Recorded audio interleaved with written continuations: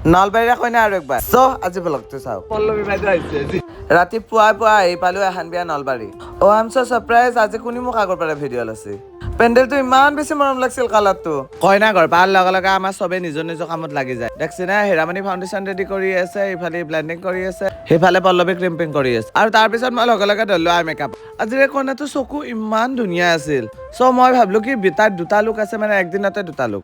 আজি এযোৰ নাজিয়া বিয়া, সেইকাৰণে এক্সট্ৰা অৰ্ডিনাৰী একো লুক ক্ৰিয়েট কৰিব খোজা নাছিলো। মই ভাবিছিলো কি প্ৰথমতে তাই চকুটো যিমান ধুনীয়া সিমান ধুনীয়াকে ৰাখো, বেছি কালাৰ এড কৰি পেলাই বেছি আৰ্টিফিচিয়েল নেদেখাও। And that's it. কালাৰ মই অকল এইখিনিয়ে দিছিলো আৰু চকুটো ইমান ধুনীয়া লাগি আছিল। একদম শ্লাইটলি অকণমান কাজল ইউজ কৰিছো এণ্ড ছেম আই মেকআপৰ কালাৰটো দি এগেইন ব্লেণ্ড কৰিছো। দেখছিনে মই কাজলটো সদায় বহলকে দিয়ে, আজি বহলকে দিয়া নাই।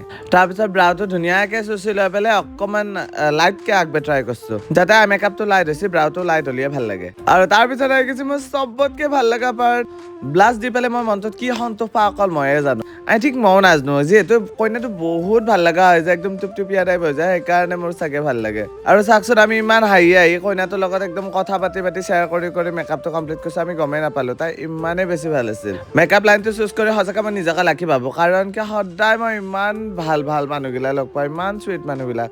দেন আহি গ'ল আমাৰ লিপষ্টিকটো দিয়াৰ পিছত তাইক ইমানেই বেছি ভাল লাগি আছিল নহয়, চাবচোন আপোনালোকে কেনে লাগিছে।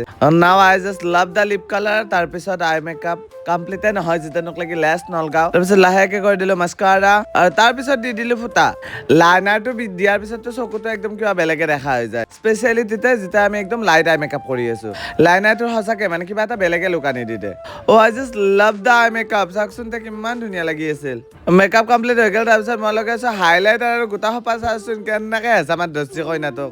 চবে নিজৰ কাম কৰি আছে, সেইকাৰণে বাৰু পটককেও হৈ যায় কইনাটো ৰেডি। চব কমপ্লিট হোৱাৰ পিছত সোপাটো কমপ্লিট কৰা নাই, এতিয়া সোপাটো কমপ্লিট কৰি যাওঁ আৰু আমি বেলেগ মেকআপ আছে।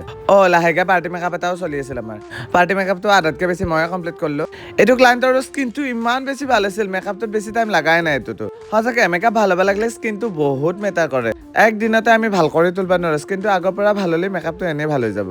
বাই দ্য ৱে যিয়ে নহওক, এয়া আমাৰ কইনাৰ ফাইনেল লুক। তাই কমপ্লিট লুকত ইমানেই বেছি মৰম লাগি আছিল, চাওকচোন পুৰা একদম ৰাণী টাইপ লাগি আছে। আৰু ক'ব যদি যাওঁ, কাপোৰটো মই ইমানেই ভাল পাইছিলো। ৰিয়েলতটো তাই পুৰা কিবা বেলেগে আছিল, পুৰা জিলকি আছিল। কাপোৰ, jewellery, makeup, hair and flowers, মানে কি গোটেইখিনি ইমান ধুনীয়াকে তাইৰ লগত মিলি গৈছে। আই জাষ্ট লাভ ইট। সঁচাকে তাই এটা ৰাণীতকে একদম কম লাগি থকা নাছিল। আপোনালোকৰ মেকআপটো কেনেকুৱা লাগিল চিয়'ৰ এবাৰ জনাব। থেংক ইউ ফৰ ৱাচিং।